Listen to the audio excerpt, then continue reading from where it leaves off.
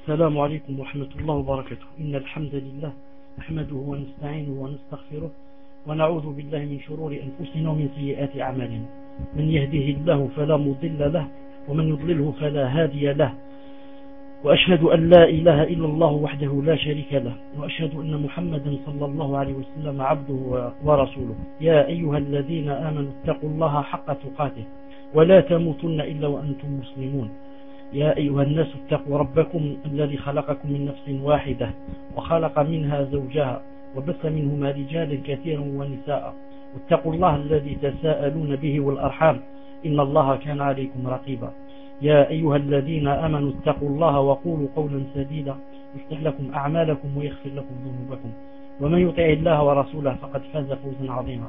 ألا إن أصدق الكلام كلام الله وخير الهدي هدي محمد صلى الله عليه وسلم، وشر الأمور محدثاتها وكل محدثة بدعة وكل بدعة ضلالة وكل ضلالة في النار. عفوا.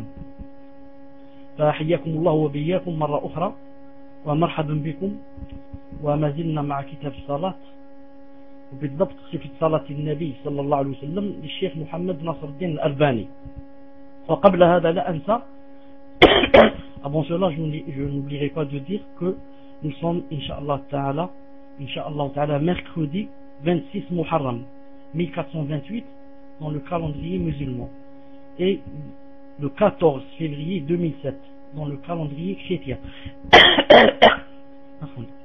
Donc on va d'abord, comme tous les jours, un peu réviser.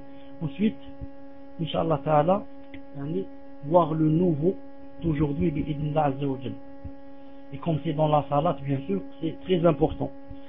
Je disais que, ce qu'on a dit la fois passée, le plus important à retenir, c'est qu'on avait parlé de la sutra, l'obstacle, et que personne ne pouvait faire la salat s'il ne prenait pas un obstacle qu'il mettait devant lui. Alors le prophète sallallahu alayhi wa sallam a dit, ne fais la prière qu'en face d'un obstacle.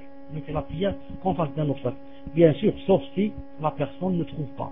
La personne qui est en plein désert et n'a pas trouvé ni un bâton, ni un petit rocher, un caillou assez grand, ni rien, celui-là bien sûr il est excusé. La yukallifu Allahu nafsan illa wus'aha.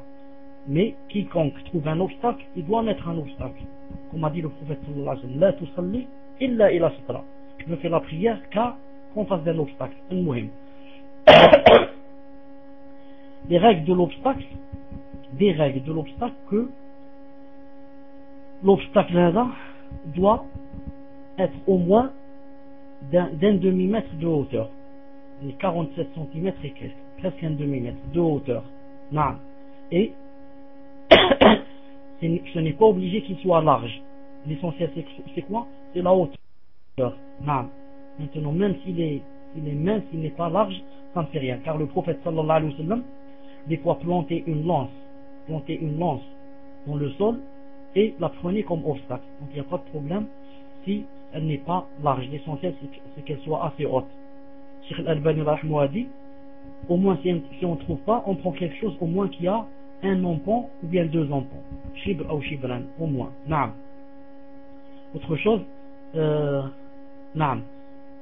quand on se met en face de l'obstacle, quand on est debout, on doit être loin de l'obstacle de 1,5 mètre.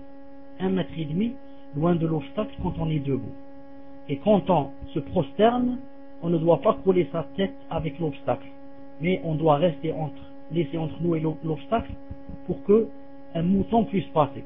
C'est-à-dire, comme on dit les ulama, 2 empans à peu près. 2 empans, on laisse entre nous, notre tête et notre obstacle quand on est prosterné. Ensuite, autre chose, il y a un hadith qui est faible, qui dit que par exemple quand tu es dans le désert là, si tu ne trouves pas d'obstacle, tu fais un trait avec ta main. Ce trait, tu traces un trait avec ta main, et ce trait c'est l'obstacle. Ce hadith est faible, comme on dit les ulama. Ils ont dit le hadith du trait, c'est une croix sur lui. Hadith al-khat, khatta alayh. Donc le hadith du trait, le trait qu'on dessine n'est pas un hadith authentique. C'est pour ça que si on ne trouve pas, on ne dessine pas. Si on ne trouve pas, Allah ghalib, la yukallifu Allahu nafsan illa wus'aha. Autre chose, si quelqu'un veut passer entre nous et l'obstacle, on ne doit pas le laisser passer. On doit au maximum le pousser. Comme a dit le prophète sallallahu alayhi wa sallam, on le pousse avec une certaine violence pour qu'il ne passe pas. Ça c'est la troisième fois. La première fois, on le pousse assez normalement. La deuxième, un peu plus. La troisième, on le pousse comme ça avec violence pour qu'il ne passe pas. Autre chose, si maintenant quelque chose passe entre nous et l'obstacle, on voit quelle est la chose qui est passée. Normalement, on ne laisse rien passer entre nous et l'obstacle. Car le prophète sallallahu alayhi wa sallam, une fois il était en train de faire la prière, il y a un mouton qui a voulu passer. Un mouton, le mouton, vous savez que il n'est pas souillé, il n'est pas najas. Et le mouton, il a cette particularité que tu peux faire la prière dans un endroit où dorment les moutons. Et tu ne peux pas faire la prière dans un endroit où dorment les chameaux. Car le mouton, comme vous savez, le prophète alayhi salam a dit Innaha min dawabil jannah. Ce sont des bestiaux, des animaux du paradis. Le mouton est l'un des animaux du paradis. Nous on ne sait pas exactement qu'est-ce qu'il y a comme animaux dans le paradis. Mais alhamdoulilah, tu as un hadith qui te dit que le mouton est l'un des animaux du paradis. Masha'Allah. Donc le mouton a essayé de passer entre le prophète sallallahu alayhi wa sallam et l'obstacle, le mur. Le prophète sallallahu alayhi wa sallam avait pris comme obstacle le mur, un mur. Qu'a fait le prophète sallallahu alayhi wa sallam? Il s'est vite précipité et a collé sa poitrine contre le mur. Et comme ça, le mouton est passé par derrière le dos, le beau dos du prophète sallallahu alayhi wa sallam. Donc il ne faut pas dire ça c'est un mouton ou c'est une poule, je la laisse passer.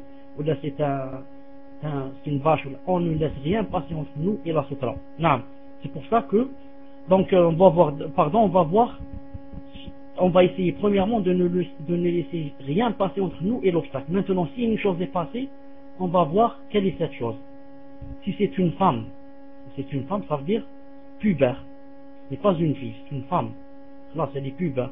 Ou bien, c'est un chien noir, pas un chien blanc, pas un chien marron, ou que ce soit un chien noir, ou bien un âne.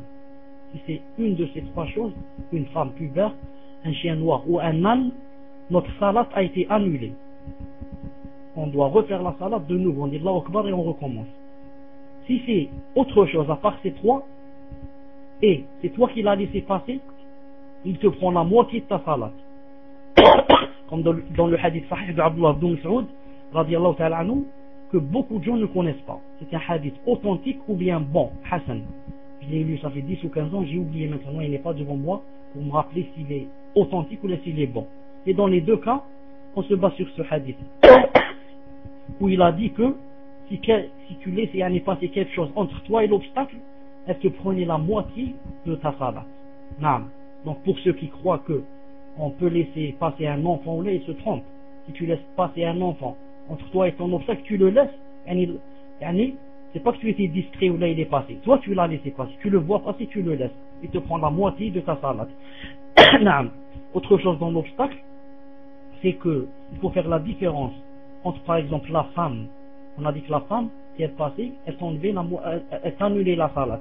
Il faut faire la différence entre une femme qui passe et une femme qui est en face de toi. Une femme qui est en face de toi et tu fais la prière, tu la prends comme sutra, tu prends la femme comme obstacle, c'est pas interdit.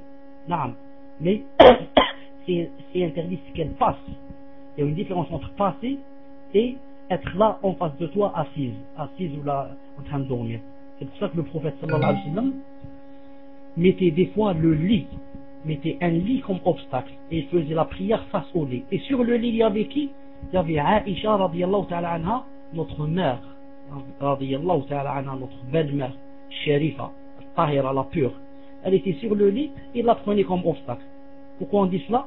Peut-être quelqu'un, il va pas comprendre, il va avoir des ambiguïtés, il va dire subhanallah, la femme annule la salat si elle passe. On lui dit naam, mais elle n'est pas passée. Elle était en face de lui et il faisait la prière en face d'elle. C'est comme si une femme est en face de moi, moi je fais la prière.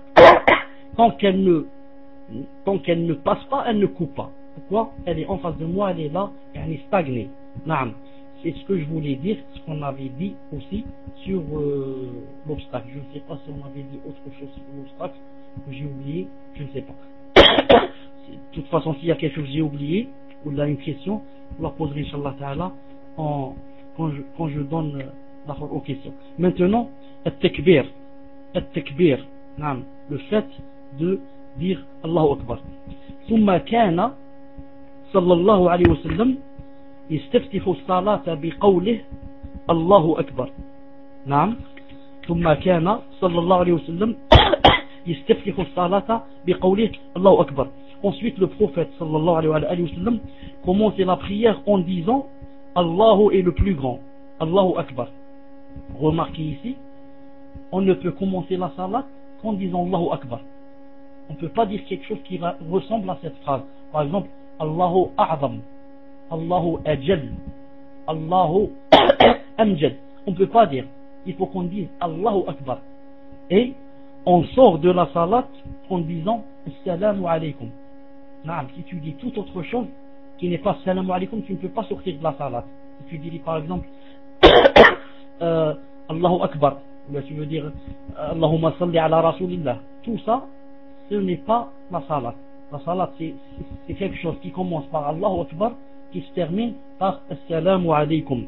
Il y a différentes sortes. Assalamu alaykum, il y a Assalamu alaykum wa rahmatullah. Il y a beaucoup aussi d'autres sortes. Il y a Assalamu alaykum wa rahmatullah wa barakatuh. طيب. Le prophète sallallahu alayhi wa sallam a dit إنه لا تتم صلاة لأحد من الناس حتى يتوضأ فيضع الوضوء مواضعه ثم يقول الله أكبر. Le prophète alayhi wa sallam a dit en vérité la prière d'une personne n'est pas complète tant qu'il n'est pas fait l'ablution, dans lequel il y est inclus les parties nécessaires du corps, et dit alors Allahu Akbar. Hadith sahih. Et le prophète sallallahu alayhi wa sallam a dit مفتاحها مفتاح الصلاة الطهور وتحريمها التكبير وتحليلها التسليم. Le prophète alayhi wa sallam a dit la clé de la prière est la purification. Quelqu'un qui ne fait pas les ablutions et qui n'a pas d'ablution, il ne peut pas rentrer dans la prière. Pourquoi? Il n'a pas la clé. Une maison, tu n'as pas la clé. La voiture, tu n'as pas la clé. Tu ne peux pas y accéder. La prière, pour y accéder, il faut avoir la clé. La clé, c'est quoi? C'est les ablutions. La clé de la prière est la purification. On y rentre par le takbir. Si tu veux rentrer, tu dois dire quoi? Tu dois dire Allahu Akbar. Et on sort par le taslim. On sort en disant Assalamu alaykum. Hadith rawa Abu Daoud, Tirmidhi, al-Hakim, et c'est un hadith sahih. طيب. Cheikh Al-Albani rahmatullah dit, une petite remarque en bas, il dit le hadith contient une indication le prophète sallallahu alayhi wa sallam ne commençait pas la prière avec les mots de certains gens qui disaient par exemple j'ai l'intention de prier, etc., qui est unanimement considéré comme une bid'a, une innovation. Le fait de dire, avant de dire Allahu Akbar, le fait de dire par exemple j'ai l'intention de prier salat al-dhuhr, on dit comme ça à haute voix, j'ai l'intention, ou là tu dis c'est taqabbal minni salat al-dhuhr, Allah accepte de moi salat al-dhuhr, 4 rak'at, ma'moum ou bien imam, qada'an ou la ada'an, tout ça, ça rentre dans la bid'a bi'idnaha azza wa jal. Tout ça, le prophète sallallahu alayhi wa sallam ne le faisait pas, ni lui ni les compagnons radiyallahu ta'ala anhum. Le prophète sallallahu alayhi wa sallam se mettait debout, il disait la takhtalifu fa takhtalifa wujuhukum, dans un hadith qulubukum. Ensuite il disait Allahu Akbar, il rentrait dans la salat. Donc on ne dit pas l'intention, ça se trouve dans notre cœur. L'intention on ne la dit pas, on ne dit pas ya Allah accepte de moi salat al-dhuhr ou la salat al-asr, n'importe quoi. Et Cheikh Mashhour Hussein Hafidahullah, Cheikh Mashhour Hassan Salman Hafidahullah a dit dans son livre le Qawl al-Mubin fi akhta'i al-musallin, il a dit الجهر بالنية لا يجب ولا يستحب باتفاق علماء المسلمين. Il a dit le fait de dire l'intention à voix haute n'est ni obligatoire ni conseillé avec l'unanimité des ulama. Tous les ulama sont unanimes pour dire que yani le fait de dire à haute voix l'intention, c'est quoi? C'est ni conseillé ni obligatoire. بل الجاهر بالنية مبتدع مخالف للشريعة. Pire que cela, celui qui dit l'intention à haute voix, c'est un innovateur, quelqu'un qui a transgressé la sharia, la législation. نعم. وإذا فعل ذلك معتقدا أنه من الشرع فهو جاهل ضل يستحق التعزير. Maintenant, s'il fait cela, yani, il fait cette chose, croyons que c'est de la sharia, croyons que c'est Allah qui a dit ça ou son prophète sallallahu alayhi wa sallam. Il a dit c'est un ignorant égaré. Celui-là c'est un ignorant égaré. يستحق التعزير. يستحق التعزير يعني le gouverneur peut l'appeler et lui dire attention, taqillah, arrête de faire les bid'a, sinon tu risques d'être fouetté, tu risques d'être emprisonné, tu risques des choses. Arrête de faire des bid'a dans le din. نعم. Il a dit وإلا فالعقوبة على ذلك إذا أصر عليه بعد التعريف والبيان له. Il a dit maintenant, s'il insiste et il continue, le gouverneur a le droit de lui faire une sanction, ou un châtiment, il doit le faire, il a le droit de lui faire une contravention, disons. Pourquoi? Parce que maintenant, laisse-le, Inch'Allah ta'ala. Je disais, maintenant qu'on lui a appris, et il continue, il insiste, celui-là, le gouverneur, peut lui faire une uquba, une contravention. Maintenant il a cité beaucoup de dalils que ça ne se disait pas. Ensuite il a dit, Cheikh Mashhour Hafidahullah a dit, Qala Ibn al-Juzay. Ibn al-Juzay a dit, Ibn al-Juzay, il faut bien faire la différence entre trois ulama, trois grands ulama, Ibn Qayyim al-Jawziyya et Ibn al-Juzay et Ibn al-Juzay. Ibn al-Juzay. Ibn Qayyim al-Jawziyya, il est très connu. C'est l'un des plus proches de Cheikh al-Islam Ibn Taymiyyah. Celui-là s'appelle Ibn Qayyim al-Jawziyya. C'est quoi Ibn Qayyim al-Jawziyya? Qayyim, c'est le directeur, disons le proviseur, celui qui gère. On appelle Qayyim. Mihjan, vous connaissez Mihjan? C'est une femme. Je vous raconterai un jour, Inch'Allah ta'ala, son histoire. Radiallahu ta'ala, une compagnonne, sahabiya radiallahu ta'ala, qu'est-ce qu'elle avait la particularité de quoi? D'habiter dans la mosquée. Elle habitait dans la mosquée du prophète sallallahu alayhi wa sallam. Elle a eu une histoire très drôle avec un oiseau. Rappelez-moi un jour, Inch'Allah, je vous raconterai son histoire. Elle est dans le Bukhari. Avec un pigeon, une sorte de pigeon, ça s'appelle le had'a. Un genre, disons, d'aigle, Elle avait une grande histoire avec un pigeon comme ça, un oiseau, et qui a été la cause pour qu'elle soit devenue musulmane. Elle habitait dans la mosquée du prophète sallallahu alayhi wa sallam, et une fois, le prophète sallallahu alayhi wa sallam a demandé après elle, on lui a dit, elle est morte hier, la nuit, et on l'a enterrée la nuit. Il est parti sallallahu alayhi wa sallam, il a fait la prière sur elle, sur sa tombe, dans le cimetière. Qu'est-ce qu'elle faisait? Taqummu al-masjid. Donc elle gérait la mosquée. Elle lavait la mosquée, essuyée, balayée, etc. Ça on dit taqummu. Donc yaqummu, ça Ibn Qayyim.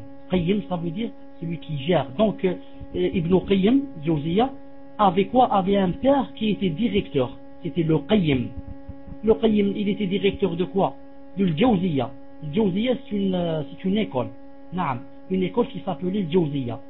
Donc, celui-là, comment on l'appelait? Il s'appelle Abu Bakr. Comment on l'appelait? Ibn, le fils de Qayyim, du directeur de Jawziyya, de l'école qui s'appelait Jawziyya. Le fils de l'école de Jawziyya. C'est ça, Ibn Qayyim al-Jawziyya. Il y a un autre qui s'appelle Ibn al-Juzay. C'est un autre, un grand alim aussi, Hanbali. Il s'appelle Ibn al-Juzay. C'est de lui que je vais parler maintenant. Je vais lire quelque chose que Ibn al-Juzay a dit. Ce n'est pas Ibn Qayyim al-Jawziyya. Et il y a un troisième qui s'appelle Ibn al-Jawzi. Ibn al-Jawzi, c'est un Maliki, un grand alim malikite. Il a un livre qui s'appelle Qawanin al-Fiqhiyya. Donc il ne faut pas confondre entre ces trois. Maintenant on parle du deuxième qui s'appelle Ibn al-Jawzi. Ce n'est pas Ibn Qayyim al-Jawziyya, c'est Ibn al-Jawzi. Qu'est-ce qu'il a dit? Il a un livre très réputé qui s'appelle Tilbis Iblis. Il s'appelle Des ruses de Satan. Tilbis Iblis. Il a dit وَمِنْ ذَلِكَ, il va parler de certaines ruses du shaitan. وَمِنْ ذَلِكَ تَلْبِسُهُ عَلَيْهِمْ فِي نِيَّةِ الصَّلَاةِ. Et parmi ces ruses, les ruses qu'il fait dans l'intention de la salat. Il a dit d'autres ruses concernent l'intention de la prière. نعم. فمنهم من يقول أصلي صلاة كذا ثم يعيد. نعم. ثم يعيد هذا ظنا منه أنه قد نقض النية والنية لا تنقض وإن لم يرضى اللفظ. Donc que fait le shaitan parmi l'une de ses ruses? Qu'est-ce qu'il dit? Il a dit certaines personnes disent je prie telle prière, puis il recommence en pensant qu'il a annulé son intention. Il a dit alors que l'intention ne s'annule pas. Donc, l'intention ne peut pas s'annuler, c'est quelque chose dans le cœur, même s'il n'a pas été satisfait de son expression. Non. Certains disent je prie salat ad-dahr, ensuite il arrête, il dit j'ai pas bien dit dahr, ou j'ai pas bien prononcé le mot salat, ou bien j'ai dit dohro, ou bien j'ai dit dahra, ou bien j'ai dit non, alors je recommence la salat. Non. Et le shaitan, ça lui plaît beaucoup qu'il te fasse recommencer la salat 5, 6, 7, 8, 10 fois. Non. Ensuite il a dit نعم ومنهم من يكبر ثم ينقض ثم يكبر ثم ينقض فإذا ركع الإمام كبر الموسوس وركع معه فليت شعري ما الذي أحضر النية حينئذ. نعم. Il a dit il y en a d'autres, qu'est-ce qu'ils font? Il y a d'autres qui disent Allahu Akbar, puis il s'interrompt, il dit non, j'ai pas bien dit. Ensuite il dit Allahu Akbar, ensuite il s'interrompt. Il dit j'ai pas bien dit Allahu Akbar. Non, j'ai hésité. Ou là j'ai dit Allahu Akbar. Ou là j'ai dit Allahu Akbari. Non, je répète, c'est pas juste. Je répète la salat. Non. Puis il commence Allahu Akbar. Ensuite il annule. Il dit non, je l'annule. Je recommence. Et comme ça. Et quand l'imam s'incline, il s'incline avec lui. Ibn al-Jawzi a dit subhanallah. Pourquoi? Depuis tout à l'heure, il essaye de dire Allahu Akbar. Il dit je l'ai pas dit juste. Il a recommencé. Et maintenant quand l'imam s'est incliné, il s'est incliné avec lui. Pourquoi tu t'inclines? Puisque tu dis que c'est faux ce que tu es en train de faire. Donc je vois pas pourquoi tu t'inclines. Il a dit ici. Ensuite, il a dit aussi beaucoup d'autres choses. Je me suis fait à cela pour dire que le shaitan a beaucoup de ruses. Il commence par le wudu et il termine par la salat. Non, surtout dans le wudu. Le shaitan a beaucoup de ruses dans le wudu. D'ailleurs, certaines personnes, ils passent 1 ou 2 heures en train de faire les ablutions. Naam. Certaines personnes, toutes les 5 minutes, ils se disent non, je crois que je n'ai pas bien fait le wudu, je refais. Certaines personnes font 5, 6 fois la main, 3, 4 fois, 5, 6 fois le visage, et comme ça. Ensuite ils se disent non, peut-être j'ai fait seulement 2, peut-être j'ai fait, et comme ça, ils recommencent. Il y avait même une personne que je connaissais, quand elle faisait le wudu, avant de commencer le wudu, elle prenait des bâtons d'allumettes. Quand elle met une fois, elle pose un bâton d'allumettes. Ensuite elle met la deuxième, elle pose un bâton d'allumettes. Naam. Et il y avait une personne que je connaissais, Allah yarhamha, qui est morte, elle ramenait ses enfants devant elle. Et elle leur disait, moi je fais le wudu et vous comptez. Et quand elle faisait une fois, elle passait l'eau, il disait 1, ensuite 2, 3, et il compte avec elle. La hawla wa la quwwata illa billah al-ali al-azim.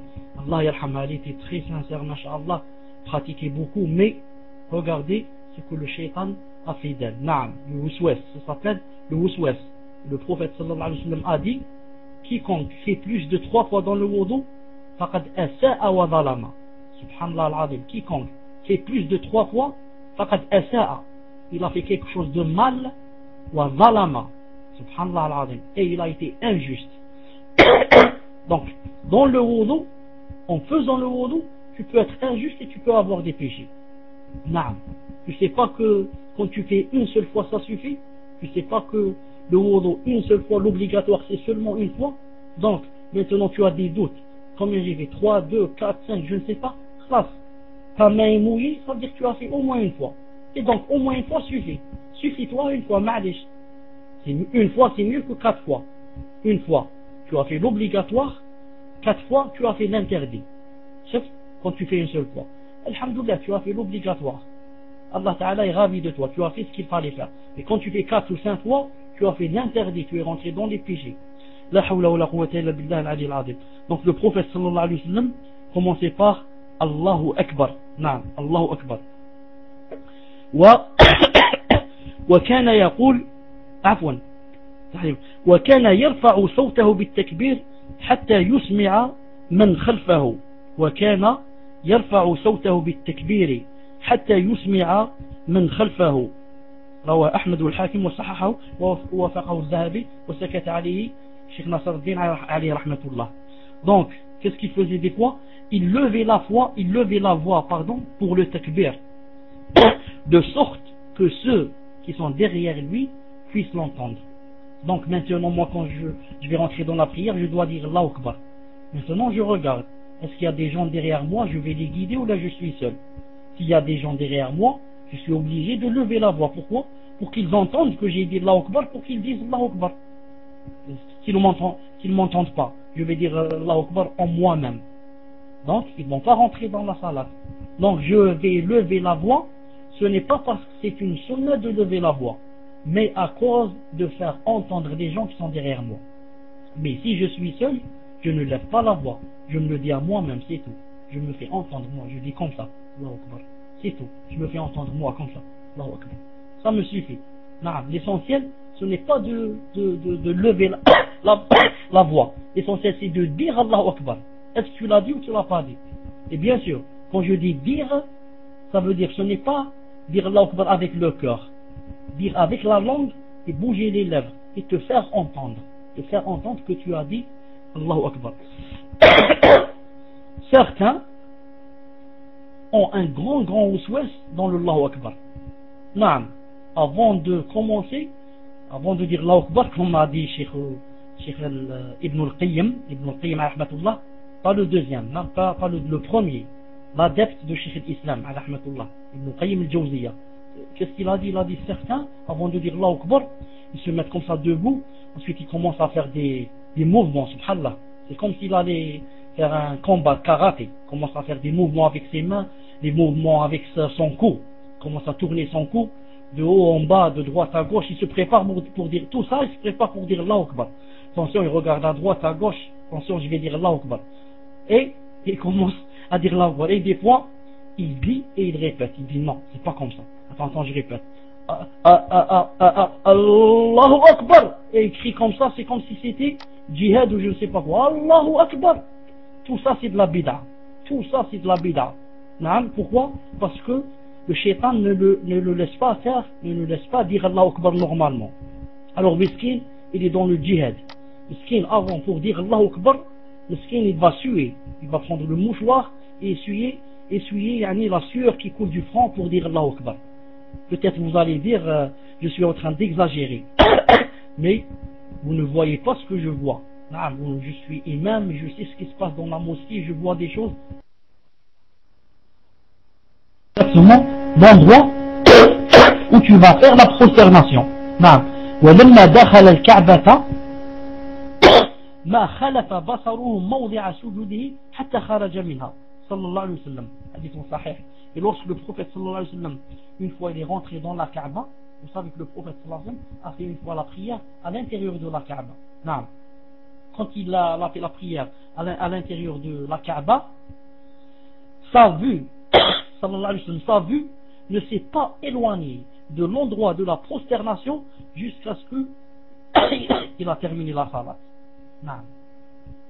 Je répète, quand on fait la salat, à partir du moment où tu dis Allahu Akbar et tu commences à voir, à fixer l'endroit de la prosternation, tu lèves pas tes doigts, tu lèves pas tes yeux de l'endroit de la prosternation jusqu'à ce que tu dises Salam alaikum.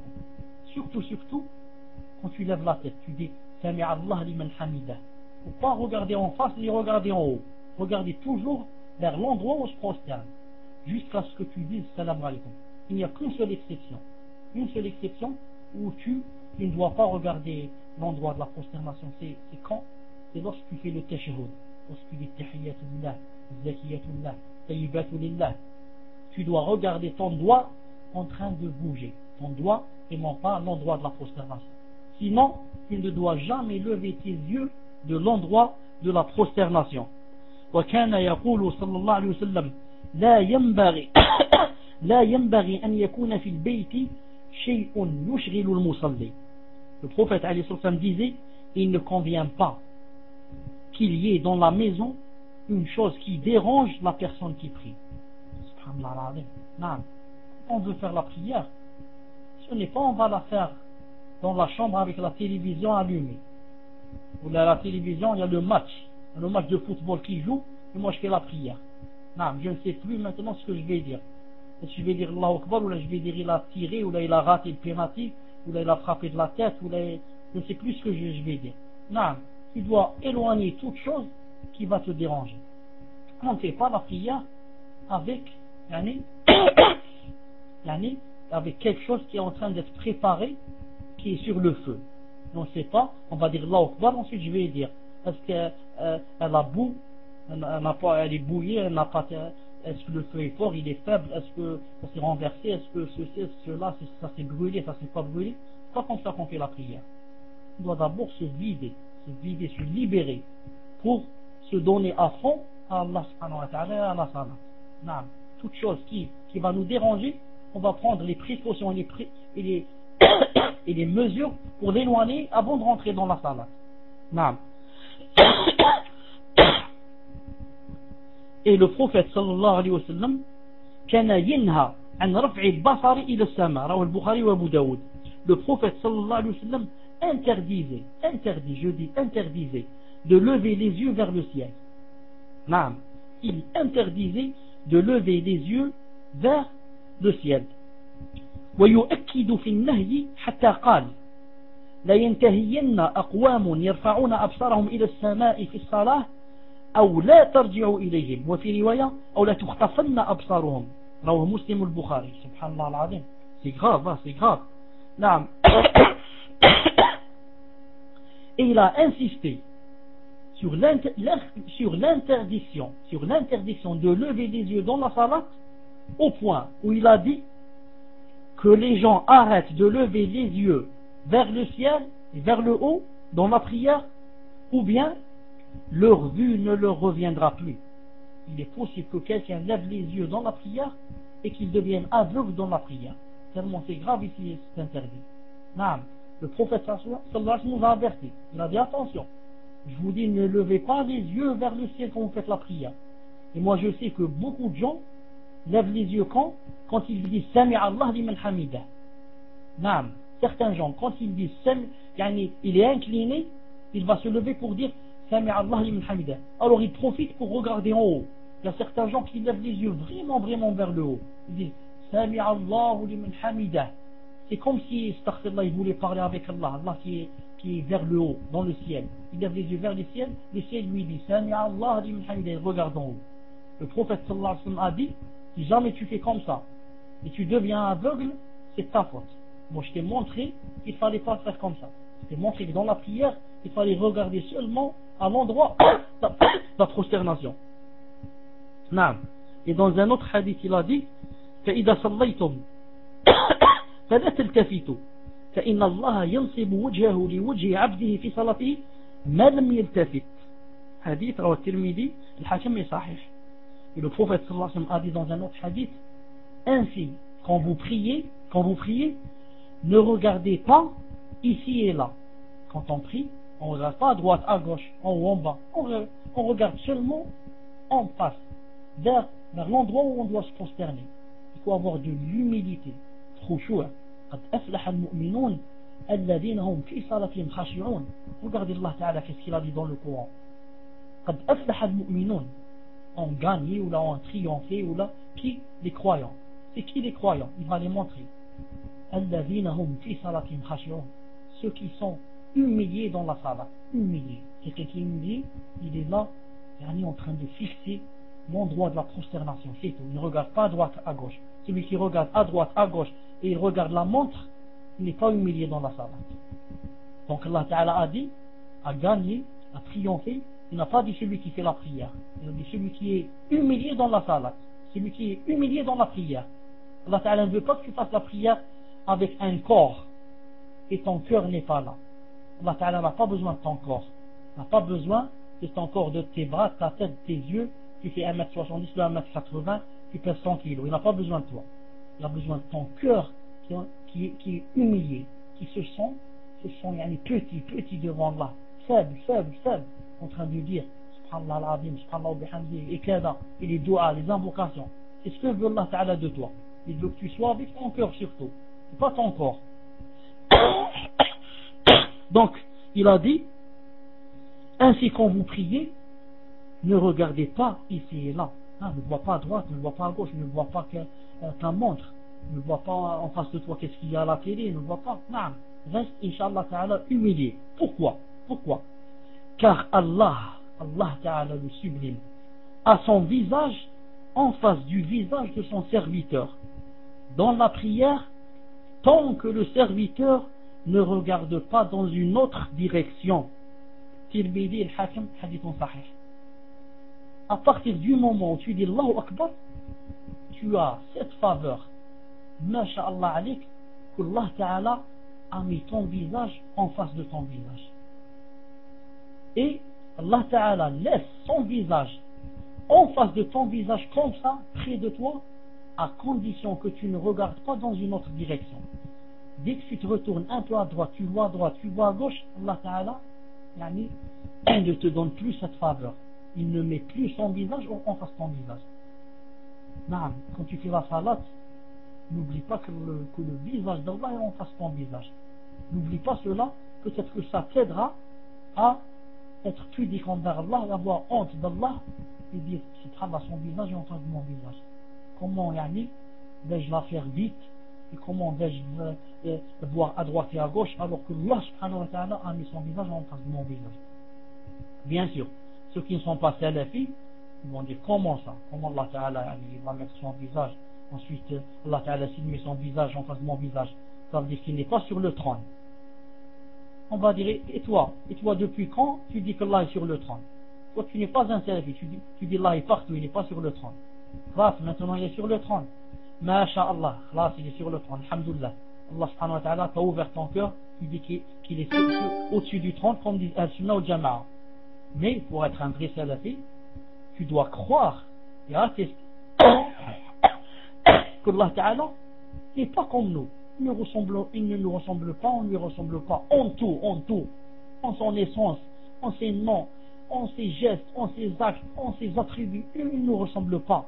Donc, Allah Ta'ala peut en même temps être au-dessus de son trône et en même temps être avec toi. C'est difficile pour Allah. L'omnipotent, l'omnipotent, ala kulli shay'in qadir. C'est difficile pour Allah.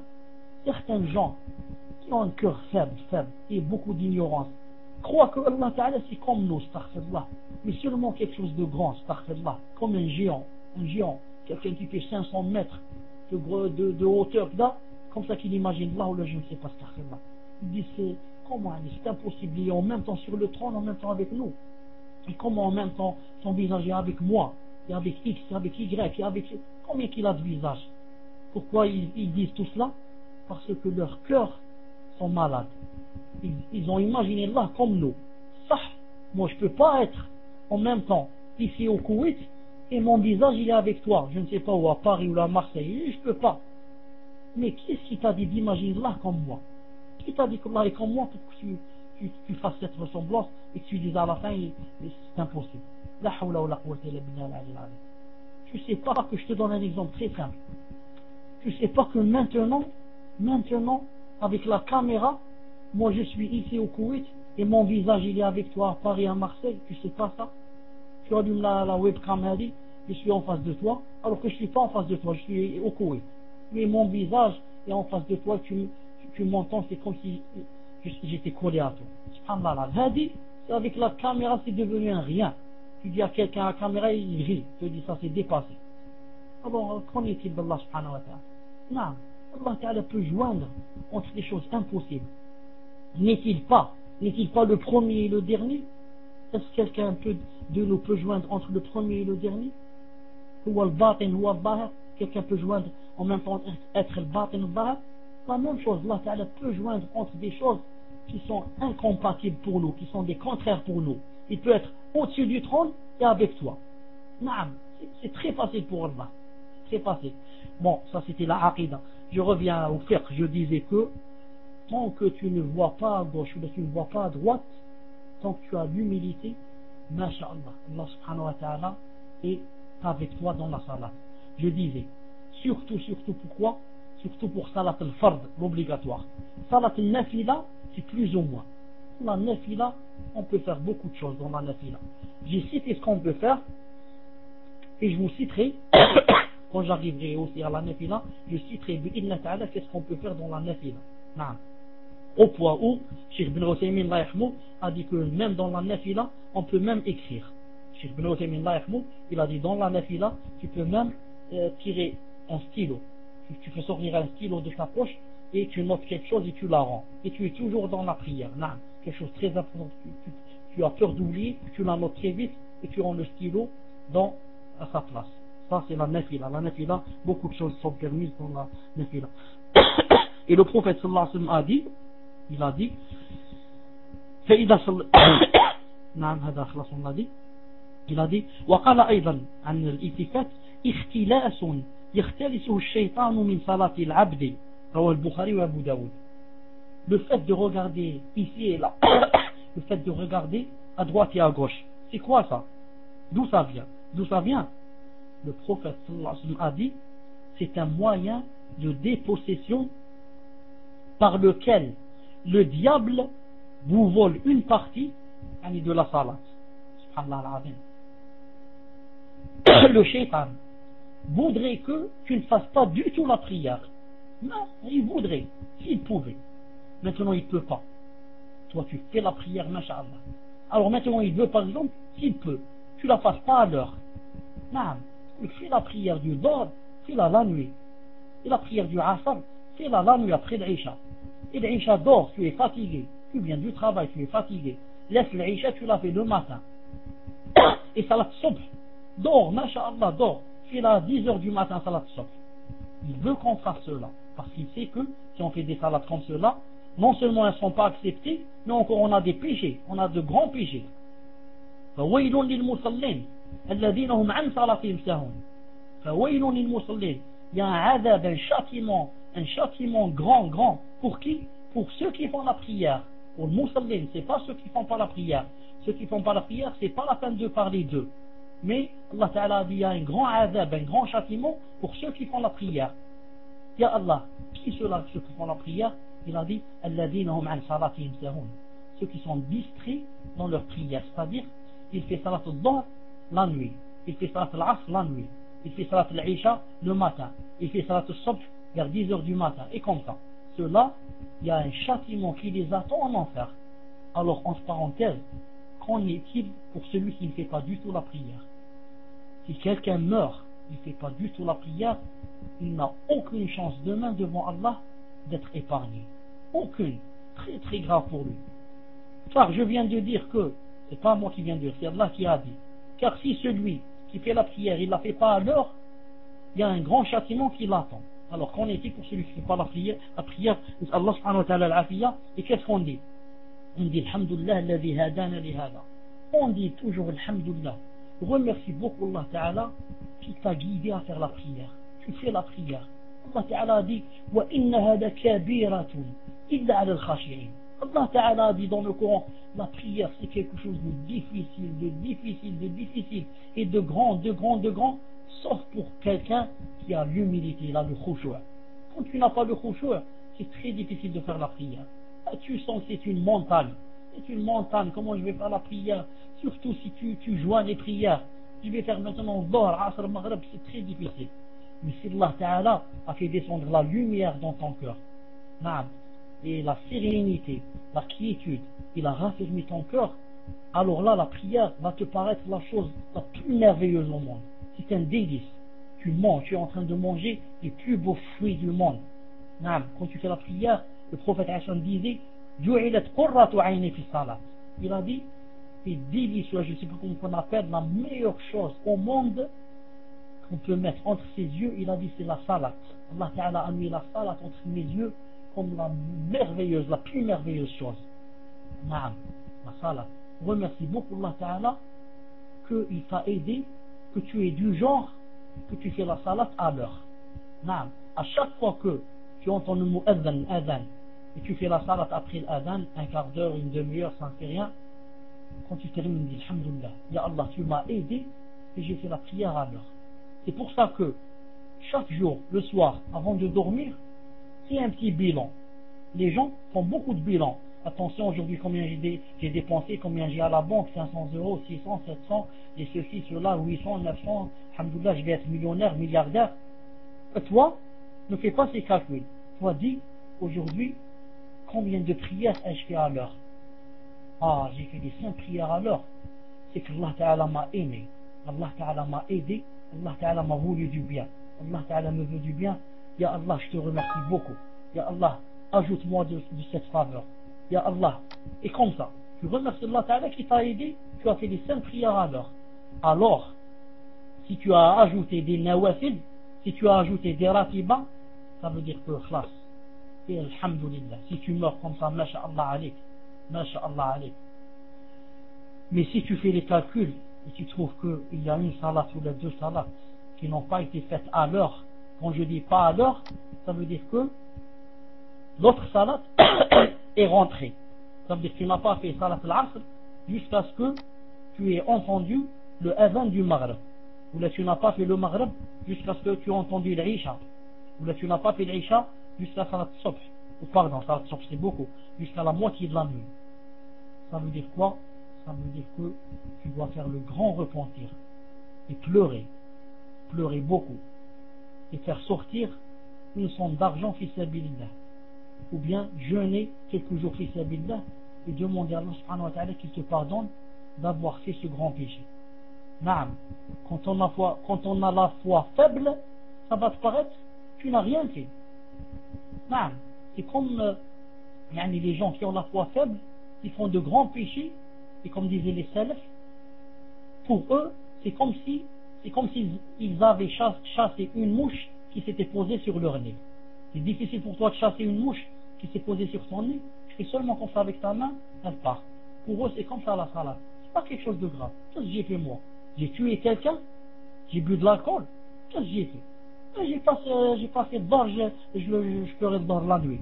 C'est pas grave, Inch'Allah. C'est pas grave. Non, c'est bon. Naam. Naam.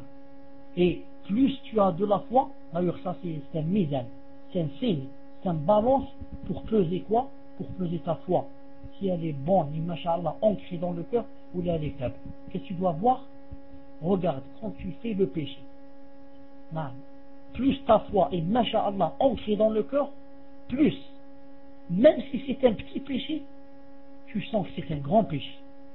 Et tu commences à astaghfirullah, et à avoir peur, et à demander aux ulama, et à ceci. Ça, c'est le délit de quoi? Masha'Allah. Que ton iman est masha'Allah. Si ton iman est faible, la foi est faible, tu fais les plus grands péchés du monde, et tu dis, je n'ai rien fait. Tout le monde maintenant boit de l'alcool. Qu'est-ce que je peux rien faire, tout le monde fait ceci. Tout le monde voit les films. Tout le monde voit les films de haram. Des films de sales, des films sales, astaghfirullah, des films sales, où l'homme voit des choses, des fois il voit avec sa femme, il voit des choses vraiment, vraiment haram. Et te dit, moi je peux rien faire, la ghalb, tout le monde voit ces choses. Tout le monde voit ces choses. Allah Ta'ala t'a dit de voir ou de baisser les yeux. Allah Ta'ala t'a dit de baisser les yeux ou de voir ces choses. Tu vois tout le monde, la plupart vont aller au Jahannam. Toi tu veux te sauver, tu veux sauver ta peau, tu ne suis pas le monde. Naam, wa in tuti' akthar min fil ard yudilluka an sabilillah. Allah Ta'ala a dit si tu suis la plupart qui sont sur terre, ils vont t'égarer. Toi tu ne suis pas le nombre. Tu suis al-sunnah ou al-jama'a. Tu suis ce que Allah veut de toi et ce que veut le prophète sallallahu alayhi wa sallam. Naam, tu ne dis pas tout le monde fait ceci donc je fais cette chose. Ah là là, c'est pas comme ça. Toi tu as une religion, toi tu ne suis pas ta passion, tu as une charia, tu as la législation, tu as le Coran et la Sunna et Salaf Salah. Tu diffères des gens, toi. Tu n'es pas comme eux. Naam. Astaghfirullah, qu'est-ce que je disais? Naam. Je termine avec cette chose, Inch'Allah Ta'ala. Le prophète, sallallahu alayhi wa sallam, disait فإذا صليتم. نعم، لا, c'est pas ça. Il a dit ونهى صلى الله عليه وسلم عن ثلاث، عن نقرة كنقرة الديك، وإيقاع كإيقاع الكلب، والتفات كالتفات الثعلب. هو أحمد وأبو يعلى وفي صحيح الترغيب. Le prophète sallallahu alayhi wa sallam nous a interdit qu'on fasse dans la salat comme 3 animaux. Quels sont ces animaux? Non. Il a interdit les coups de bec, comme les coups de bec du coq. Dans un autre hadith, le ghorab, l'aigle. Le ghorab, pardon, le corbeau. Non. Le coq, si tu vas lui jeter un peu de blé ou un peu d'orge, comment qu'il va faire? Il va picorer. Tac, tac, tac, tac, tac, tac, tac. Non. Le Rasoul sallallahu alayhi wa sallam nous a interdit qu'on picore, qu'on donne des coups de bec comme dans le coq. Ça veut dire que quand tu fais la prosternation, tu attends un peu, tu dis Subhan Rabbil A'la wa bihamdihi, Subhan Rabbil A'la wa bihamdihi, Subhan Rabbil A'la wa bihamdihi, au moins. Ensuite tu t'assois. Tu dis Rabbi khfirli, Rabbi khfirli, Rabbi khfirli, ou bien Rabbi khfirli warhamni wahdini wa'afini. Non. Ensuite tu te prosternes la deuxième fois.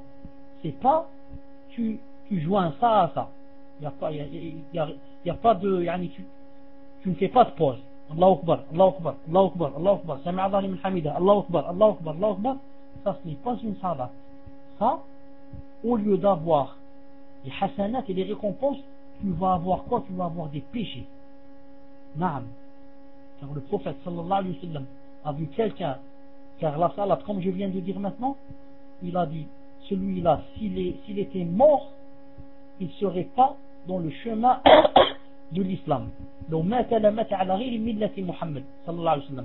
Cette personne, si elle était morte, elle ne serait pas morte sur le chemin du prophète sallallahu alayhi wa sallam. Pourquoi? Parce qu'il picorait dans la salat, il allait très vite. Et il a vu quelqu'un faire la prière, il allait aussi très vite, il lui a dit irja', innaka lam tusalli. Il l'a appelé et ensuite il lui a dit reviens, refais ta salat. Tu n'as pas fait la salat. Alors que l'homme avait fait la salat. Il lui a dit non, tu n'as pas fait la salat. Ensuite il a fait la deuxième fois la même chose. Il lui a dit écoute, il a appelé ensuite, il dit refais la salat, tu l'as pas faite. Troisième fois, refais la salat, tu l'as pas faite. 3 fois, naam, pourquoi? Ce n'est pas celle-là la salat qu'Allah Ta'ala a demandé. C'est une autre salat que tu as inventée toi. Naam, tu as inventé une salat. C'est pas la salat d'Allah subhanahu wa ta'ala qui nous a demandé de faire. Donc 3 animaux, on peut pas, il est interdit de le ressembler. Ressembler au coq qui donne des coups. C'est-à-dire nous quand on donne des coups dans la prosternation, Allahu Akbar, Allahu Akbar, Allahu Akbar, Allahu Akbar, on a donné des coups de coq. C'est interdit. Deuxièmement, d'étaler les avant-bras à terre pendant la prosternation, comme le chien. Naam, comme le chien. Certaines personnes, quand elles font la prosternation, vous savez, quand on fait la prosternation, on ne doit poser que quoi? Que les paumes. On doit poser seulement les mains. Les mains, c'est-à-dire les paumes des mains. Certaines personnes, elles posent aussi quoi? Elles posent le poignet et elles posent l'avant-bras. On a ressemblé à qui? On a ressemblé au chien. Le chien, quand il est assis en face de nous, il pose les avant-bras ou là il pose les paumes? Il pose tous les bras. Non, il pose le bras et l'avant-bras. Donc certaines personnes, quand elles font la prière, qu'est-ce qu'elles font? Elles posent les avant-bras. Quand tu poses les avant-bras, tu t'es fait ressembler au chien. A dit le prophète sallallahu alayhi wa sallam, et c'est interdit. Il faut que tu poses seulement tes mains et que tes avant-bras soient levés et que tes aisselles soient levées, de façon à, si un chat par exemple voulait passer entre toi et tes bras, il aurait pu. Non. Quand tu poses tes mains, tes avant-bras sont assez levés. Si un petit chat voulait passer, il pouvait passer. Non. Entre toi et tes mains, masha'Allah, qui sont levées. Le prophète sallallahu alayhi wa sallam, il levait les mains au point où on voyait la blancheur de ses aisselles. La blancheur de ses aisselles, comme a dit le Sahabi Jalil. Blancheur de ses aisselles, sallallahu alayhi wa sallam. Et des fois, au point où les Sahaba, yani, c'est pas le plaigner, comment on dit, yani, yushfiquna alayh. Yani, il disait à Rasulullah, tu nous fais, comment on dit avec le mot, yani, toi tu nous fais mal, c'est pas, on voit par exemple quelqu'un qui nous fait de la peine, naam, qui nous fait de la peine, on dit subhanallah, lui-là il nous fait, le prochain il nous fait de la peine tellement il lève comme ça ses bras, alors que d'autres, comme je dis, qu'est-ce qu'ils faisaient, il pose comme ça, yani, tous les bras par terre. Tout cela bien sûr est interdit. Et la troisième personne à laquelle on ne doit pas ressembler, c'est qui? C'est il a dit, et de regarder autour de soi comme le renard.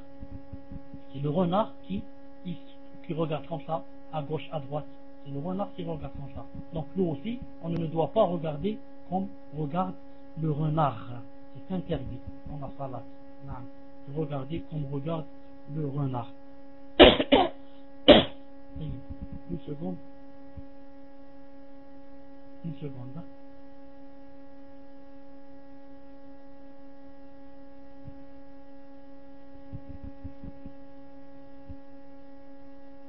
Non.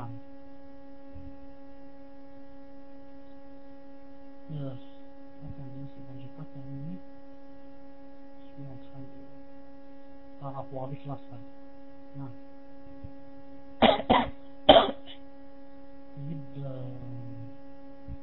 Une seconde.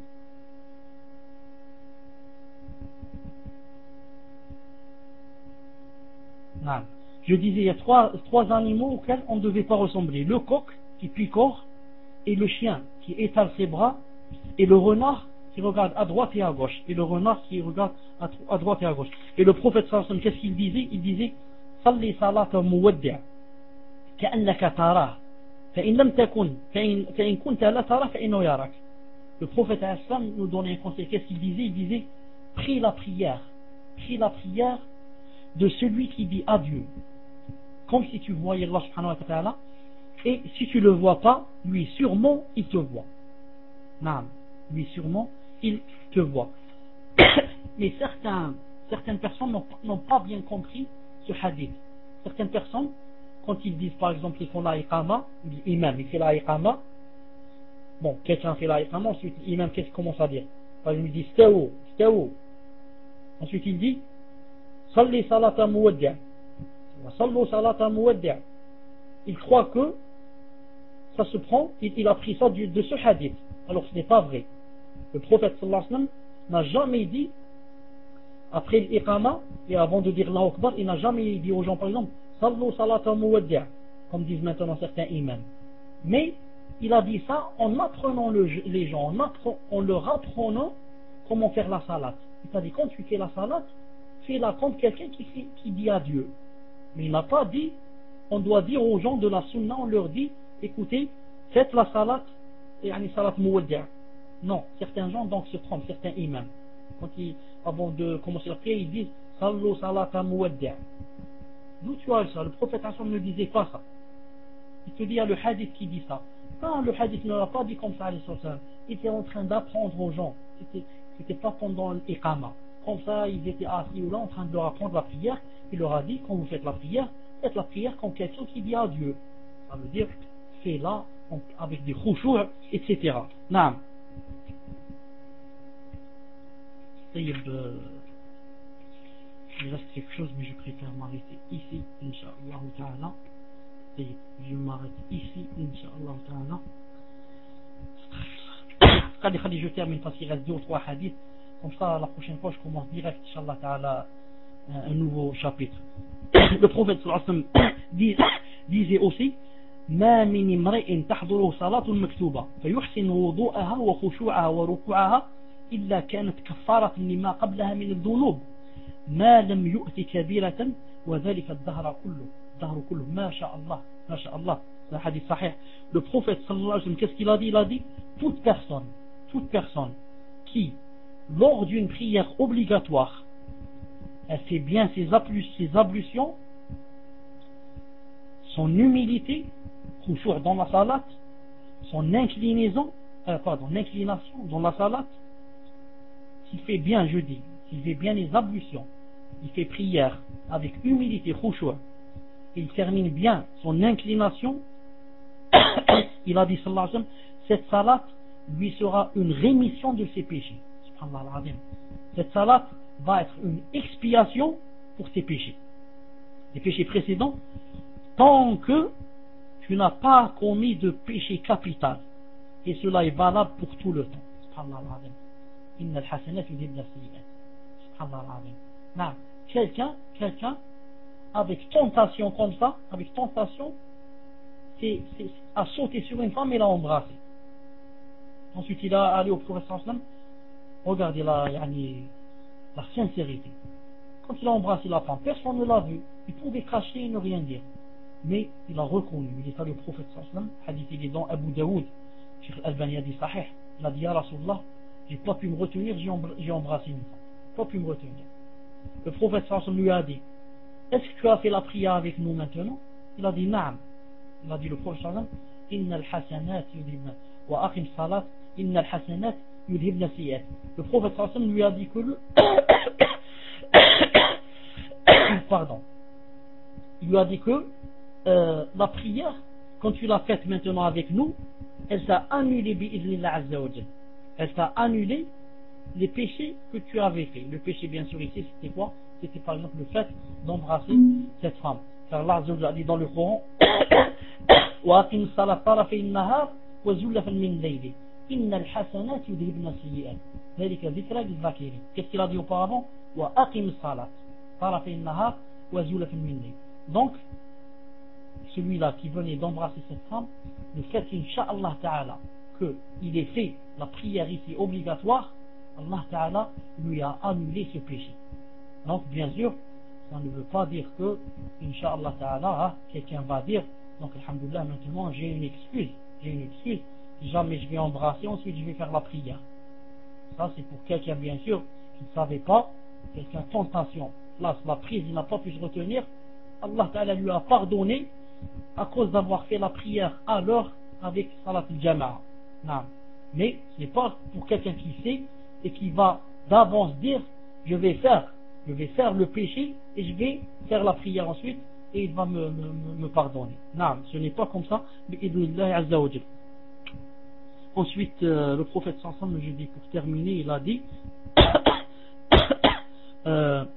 une fois il a dit idhabu بخميسة هذه إلى أبي جهم وأتوني بأنبجانية أبي جهم فإنها ألهتني آنفا عن صلاتي وفي رواية فإني نظرت إلى عملها في الصلاة فكاد يفتنني. نعم. Le prophète sallallahu alayhi wa sallam, il a prié une fois, il a prié dans une khamisa. Khamisa c'est quoi? C'est un vêtement de laine ayant des marques comme ça, des rayures. Il a fait la prière dans un vêtement avec de la laine qui avait des rayures, des marques. Qu'est-ce qu'il a dit?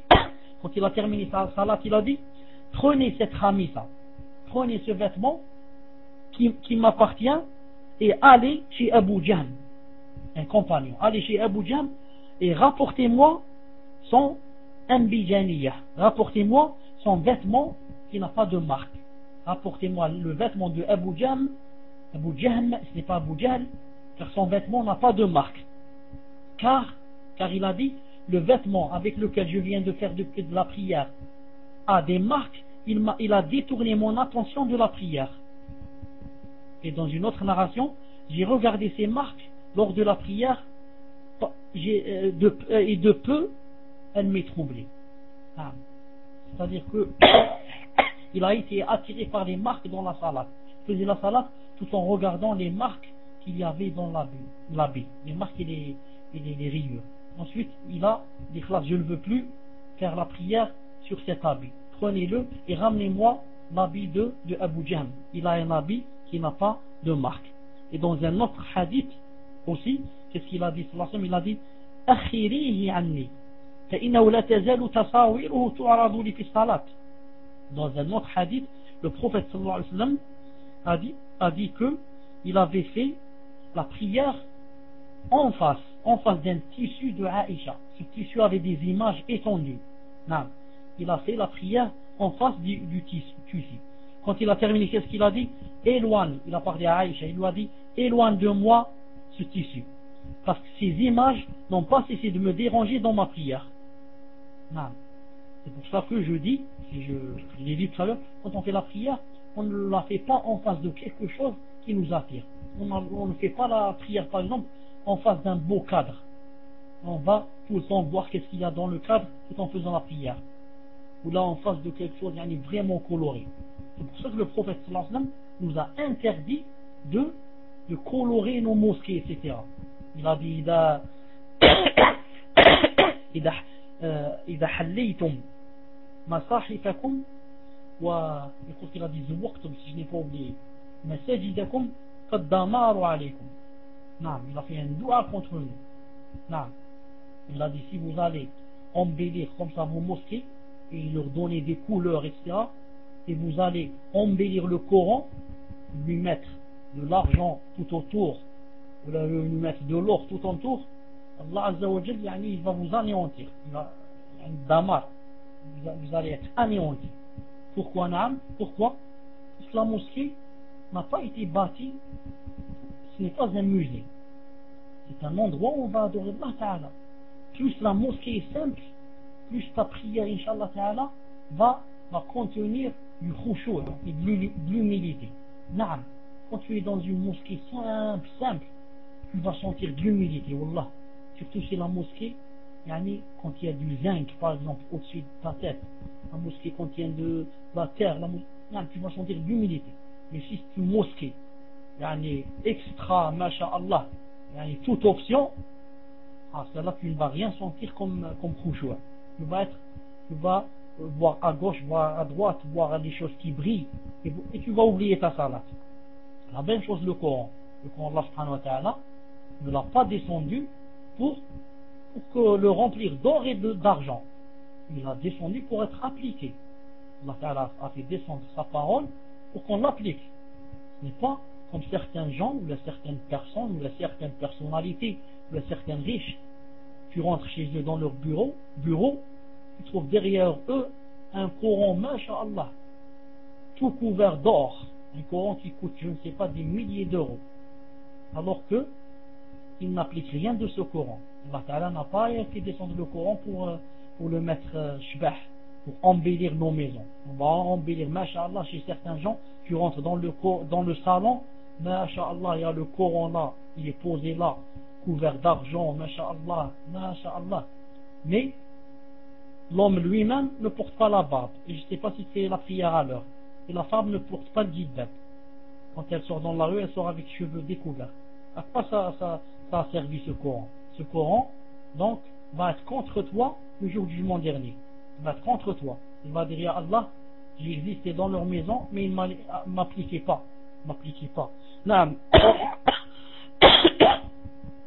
Et enfin, le prophète sallallahu alayhi wa sallam a dit, la salata bi hadrati ta'am, ولا وهو يدافع الأخبثان حديث صحيح Bukhari ou Muslim. Ça dit le prophète sallallahu alayhi wa sallam a dit, pas de prière quand le repas est servi, et pas de prière pour celui qui repousse les deux impuretés. Naam.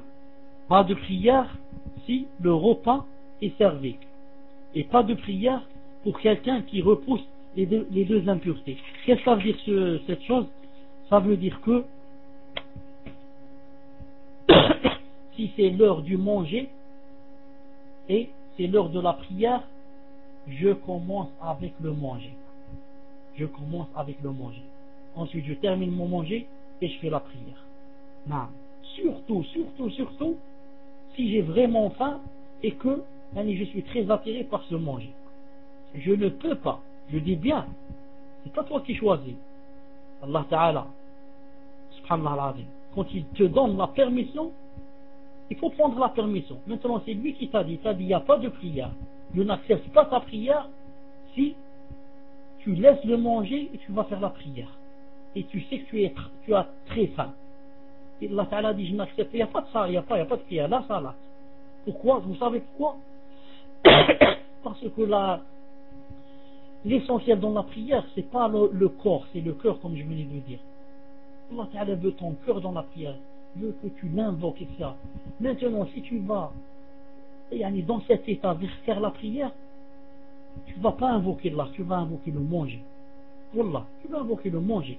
Tu vas dire Allahu Akbar et tu vas penser. Est-ce qu'ils ont mangé matin ou ils ne m'ont pas mangé? Est-ce que la viande, la grosse part, elle est de mon côté ou là du côté de l'autre? Est-ce qu'ils ont commencé ou là ils ont fini? Est-ce qu'ils m'ont laissé un peu de pain ou ils ne m'ont pas laissé? Est-ce qu'ils ont terminé le dessert ou ils ne m'ont pas laissé? Et comme ça, il ne va plus y avoir de salade. Tu vas invoquer le manger au lieu d'invoquer Allah Ta'ala. C'est pour ça que les ulama, on dit quoi? On dit, Masha'Allah, regardez cette sagesse, le hikmah. On a dit, ils ont dit, Tamla'u batnaka litufarriru qalbak. Allahu Akbar. Pourquoi tu manges avant la prière? Tu remplis ton ventre pour vider ton cœur. Subhanallah al-azim. Naam. Remplis ton ventre, comme ça, ton cœur est libre. Maintenant, si tu ne vas pas manger ton cœur, et quoi? Subhanallah al-azim, est emprisonné. Ton cœur est emprisonné dans ton ventre. Il ne pense qu'à manger. Donc mange, masha'Allah, et ensuite fais la prière. Et la même chose a dit le prophète alayhi salam pour quelqu'un qui veut aller aux toilettes. Quelqu'un qui veut aller aux toilettes, et c'est l'heure de la prière, il commence par quoi? Il commence par les toilettes. Naam. Sauf si c'est quelque chose, si je puis dire quelque chose de léger. Naam, c'est quelque chose que je peux retenir, c'est léger. Mais si c'est quelque chose au point que ça te presse, tu ne peux pas faire la salat, c'est interdit. Si tu l'as fait, elle n'est pas acceptée. Cheikh Ibn Uthaymin a dit, c'est pas seulement Cheikh Ibn Uthaymin. Le muhaqqiqoun on dit, si tu es dans la salat, là tu as commencé, ensuite ton ventre commence à te faire mal pour aller aux toilettes, ou l'urine commence à te faire mal pour aller aux toilettes, tu dois t'arrêter de la salat et aller aux toilettes. Naam, en plein salat, tu quittes. Dis salam alaykoum, et tu sors, tu vas à la maison et tu vas aux toilettes. Et ensuite, tu fais la prière seul. Naam. Regardez pourquoi? Parce qu'Allah Ta'ala veut ton cœur. Ah, maintenant, si tu vas aller aux toilettes, tu ne peux pas faire la prière. Comment faire la prière? En train de te serrer. Tu te serres comme ça, et tu as mal, et tu commences à dire dans ton cœur, Ya Rabbi, quand est-ce que se termine cette salat? Oh, cet imam, il lit beaucoup, Ya Rabbi, quand est-ce qu'il s'arrête? Quand est-ce qu'il s'incline? Ça c'est une salat? Ça c'est une salat? C'est pas une salat. La salat, c'est tu dis Subhan Rabbil A'la, Subhan Rabbil A'la. Tu sens ton cœur qui s'ouvre, tu sens la larme qui veut couler de tes yeux. Ça c'est la salat. Tu invoques Allah, Ya Allah, est-ce que tu lui demandes des choses? Ya Allah, je suis malade, guéris-moi. Ya Allah, j'ai des problèmes, aide-moi. Ya Allah, je ne me suis pas marié, aide-moi. Et comme ça. Et la salat, tu es en crispé, tu es en train de la hawla wa la quwwata illa billah. Naam. Regardez la hikmah de l'islam. Les ulama ont dit, pour le manger, je reviens, j'ai oublié une chose, pour le manger, ils ont dit, quand le repas est prêt et la prière arrive, tu commences par le repas et tu laisses la prière. Ils ont dit sauf le imam. Sauf le imam. Le imam, qu'est-ce qu'il fait? Il va à la prière, il va à la mosquée. Pourquoi? Pour deux choses. Premièrement, parce qu'il y a les gens qui l'attendent. Lui, il doit aller à la prière, il y a des gens qui l'attendent. Sinon, il va faire une fitna dans la mosquée. N'importe qui va prier, etc.